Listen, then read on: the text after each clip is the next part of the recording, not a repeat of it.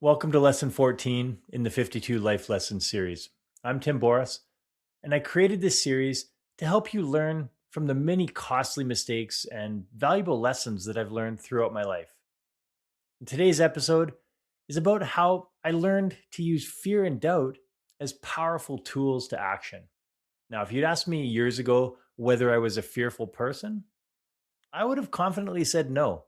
I was the athlete, the entrepreneur, the energetic guy building businesses and pushing limits. Fearful? Pfft, not me. But that answer would have been incomplete at best. And at worst, it would have been delusional because fear was shaping my behavior far more than I realized. Some of it was obvious, like the cocktail party version. You know the scene, the music playing, there's like small groups of people that are gathered around, they're laughing, everyone looks like they're connected and confident, and you're standing there holding your drink and pretending to check your phone while your brain scans the room for someone safe to talk to, someone that you know. That environment was a nightmare for me. It lit up my nervous system like a Christmas tree. I'd get a spike in heart rate, thoughts would start racing through my mind. My internal dialogue started spiraling into self flagellation every single time. It would say things like, don't say something stupid. They're not interested in you. Look, let's just leave. It's going to be less painful for everyone. And it felt real. It felt intense. It felt actually dangerous in some ways. What's fascinating is that neuroscience explains this perfectly. The amygdala, that little almond-shaped part of your brain that's responsible for detecting threats, it doesn't differentiate well between physical danger and social risk. To your nervous system, being rejected by the tribe used to mean death. So even today, social discomfort can trigger a full stress response. Rising cortisol, your adrenaline kicks in, your thinking narrows towards protection. But that's not weakness. That's just your neural wiring. Research consistently shows another important fact. We are absolutely terrible at predicting how painful events will actually feel. Psychologists call this effective forecasting.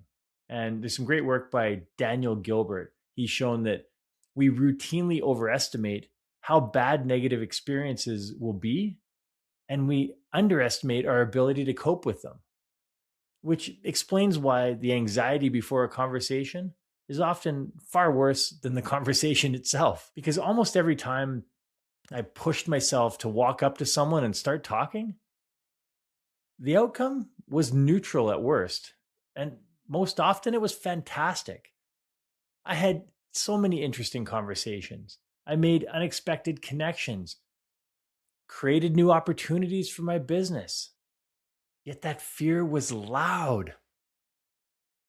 But it was totally wrong. Now, let's shift into business because this is where the fear for me was much more subtle and, well, I have to say, a lot more costly. I had a deep fear of rejection. And I don't mean just traditional sales. I mean promoting my business, talking about what I did, owning my accomplishments, telling people clearly how I felt and how I could help them. I continually downplayed myself. And here's a mindset I continue to shake my head at even today. For decades, most people didn't know that I was drafted by the New York Yankees. Yet I was really proud of it. But when it came up, I brushed it off. If someone mentioned it, I minimized it. In my head, I rationalized it as, well, I didn't make the major leagues, so it doesn't really count. I thought, oh, that sounds humble, right? But it wasn't humility. It was fear. Fear of being seen. Fear of sounding arrogant. Fear of not being worthy of that accomplishment. Even fear of stepping into a bigger identity. And there's research on imposter syndrome that shows high achievers often discount their own accomplishments internally. They create qualifiers. They say, yes, but, or it wasn't that big of a deal. Other people have done more. That internal minimization shapes behavior, and behavior, it shapes outcomes. When I downplayed my experience, I reduced my perceived credibility.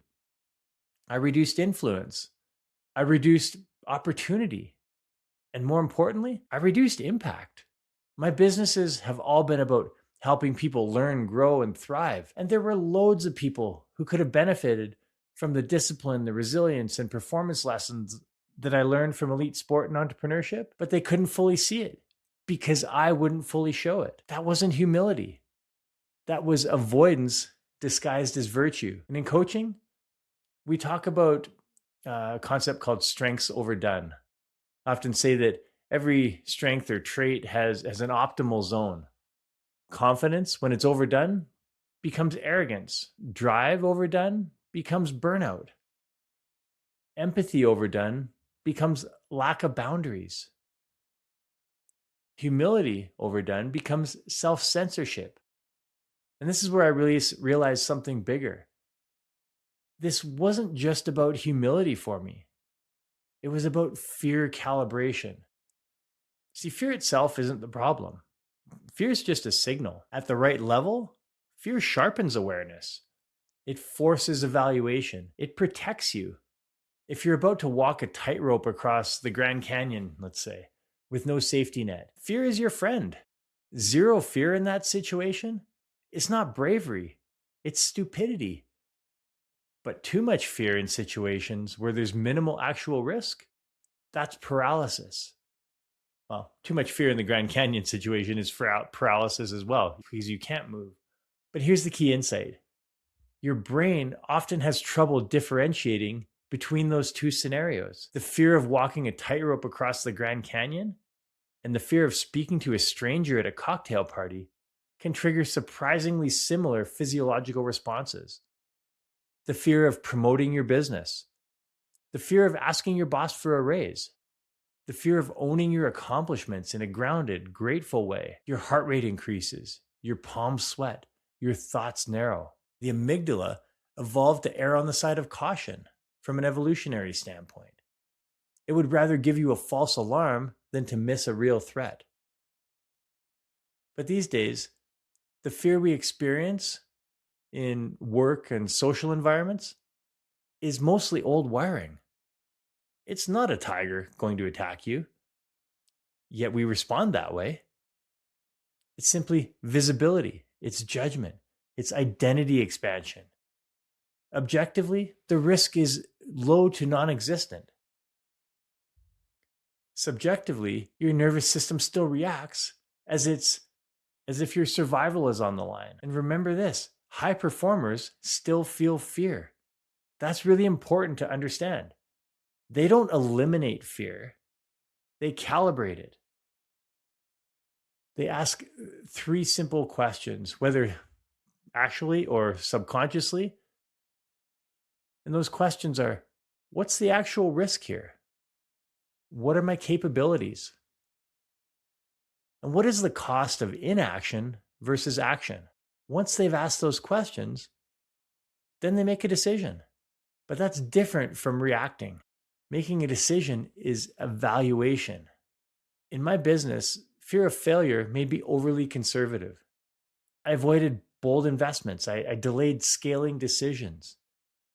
I called it strategy, but really it was just protection. And fear of success was just as powerful. Growth would have required me to delegate more, to grow into being a better leader, to release control, to step into a bigger identity. So I got stuck in what I now call the mediocrity trap.